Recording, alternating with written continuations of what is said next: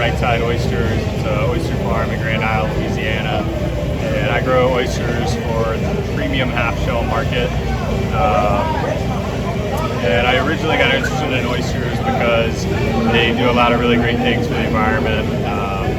They provide habitat for all kinds of different species because they grow in these nice reef structures. And those hard reef structures also protect against coastal erosion. They slow down wave action, so they kind of help reduce the amount of erosion and action that the waves have on the coast.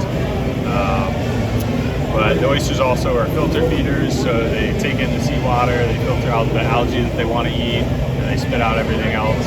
So they help to clean the water. When they grow their shells, they use calcium carbonate, which is found in the water. So this helps to buffer the pH of the water. But after I learned about all these great things that they do for the environment, I kind of started looking into careers where I could work with oysters. And eventually I started helping other farmers, and finally got my own oyster lease about 3 years ago. And it's about a half mile on the bay side of Grand Isle. It's in Caminata Bay or Barataria Bay. It's a 1 acre plot, and grow my oysters there in floating cages. So I put down 2 anchors. They look like the ones they use for telephone poles that screw into the ground. Put those down into the water bottom, tie a rope between the 2 anchors, and I tie my cages off to the rope. And they're just floating there in the water. So I buy little baby oysters from a hatchery. They call those seed or spat oysters. And I get them at about 2 millimeters, and I put them in a cage with real small, fine mesh. And this keeps the oyster in the cage, but allows water to flow in as well. And as they grow, I split them out into more and more cages with larger and larger mesh size. This just ensures that they're able to get enough water flow over them to grow as quickly as possible. The way the oysters have been traditionally done in Louisiana is to pull a dredge behind a boat. And that basically scrapes the oysters off the bottom into a little sack, and then it's pulled onto the boat. These oysters are great, but they're living on the bottom their entire life, so they don't have any protection from predators, which means that they have to grow this really thick, hard shell to be able to protect themselves.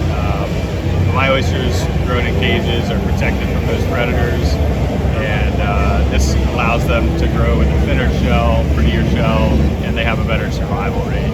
So being that they're floating in the water, they're bouncing around in the waves, which helps to chip the edges of the shell. And when it grows back, it makes this nice little cup shape. So when you shuck the oyster stays in the shell, and it makes for a nice presentation on the plate. Also, being in the top couple inches of water, it gives the oysters access to more of the algae that they eat, more of the oxygen that they need. So this helps them with their faster growth rate as well. Oysters that I grow are also sterile, so they're not putting any of their energy towards spawning, which means in the summer months, when meat quality usually goes down, the meat quality of my oysters stays the same. And not having to worry about the spawning also helps with that faster growth rate. So you might be saying, why doesn't everybody grow oysters like this? Well, one of the things is it's a higher investment to get into it, both money and time. But also, Louisiana has just always had really abundant oyster populations, so we haven't really needed to go try something new. Louisiana is actually the largest producer of oysters in the U.S. We grow about 30% of the nation's oysters, and the reason for this is the Mississippi River.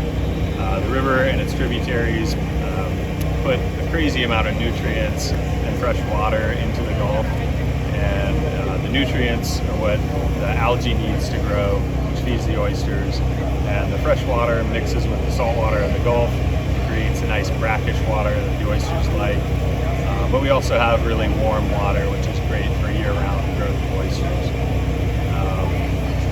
But unfortunately, we've had a drop in the population of oysters since probably the early 2000s or earlier than that even. And while we're still kind of the top dog as far as oyster production goes in the U.S., we will probably see a decline further from that. And actually, the world's population of oysters is down by almost 90%. And a lot of this is just due to pollution, overharvesting, and coastal development issues. And in a lot of areas where that's really affected the population of oysters, the off-bottom farming has been a great way to go in there and grow a bunch of oysters and keep the environmental benefits that the oysters provide in that area. So hopefully we can see more of this happening in Louisiana. It's still pretty new here. There's not a lot of us doing it.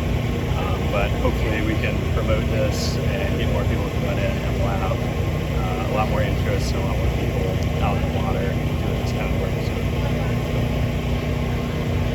So. Look, that was the best raw oyster I've ever had in my life. Real talk, man.